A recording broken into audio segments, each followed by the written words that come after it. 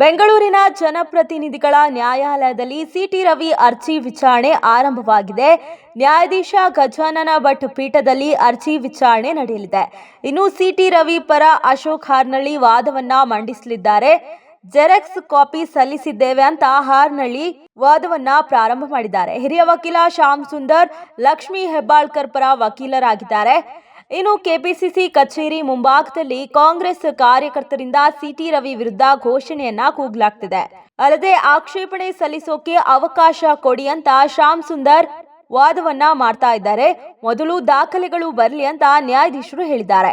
ಇನ್ನು ಇದಕ್ಕೂ ಸರ್ಕಾರ ಎಸ್ಐಟಿ ರಚನೆ ಏನಾದ್ರೂ ಮಾಡುತ್ತಾ ನೋಡೋಣ ಅಂತ ನ್ಯಾಯಾಧೀಶರು ಅಂದಿದ್ದಾರೆ.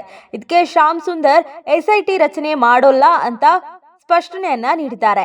ಇನ್ನು ದೂರಿನಲ್ಲಿ ದೂರುದಾರರ ಸಹಿಯೇ ಇಲ್ಲ. ಕೇಸಿನ ವಿವರವನ್ನ ಹಾರ್ನಳ್ಳಿ ನೀಡ್ತಾ ಇದ್ದಾರೆ. ಆರೋಪಿ ಸಹಕರಿಸಿಲ್ಲ ಅಂತ ಸಿಟಿ ರವಿ ವಿರುದ್ಧ ಶ್ಯಾಮ್ ಸುಂದರ್ ಆರೋಪಗಳ ಮೇಲೆ ಆರೋಪವನ್ನ ಮಾಡ್ತಾ ಇದ್ದಾರೆ.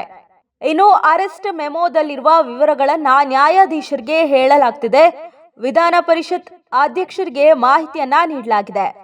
ಸಾಕ್ಷ್ಯನಾಶ ಮಾಡೋ ಸಾಧ್ಯತೆ ಇದೆ. ಅರೆಸ್ಟ್ ಮಾಡದಿದ್ದಲ್ಲಿ ಪರಾರಿಯಾಗೋ ಸಾಧ್ಯತೆ ಇದೆ. ಇನ್ನು ಮಧ್ಯಂತರ ಜಾಮೀನು ನೀಡೋಕೆ ಹಾರ್ನಳ್ಳಿ ಮನವಿಯನ್ನ ಮಾಡಿದ್ದಾರೆ. ಇದು ಸಂವಿಧಾನಾತ್ಮಕ ವಿಚಾರ ಅಂತ ಹಾರ್ನಳ್ಳಿ ವಾದವನ್ನ ಮಂಡನೆ ಮಾಡ್ತಾ ಇದ್ದಾರೆ.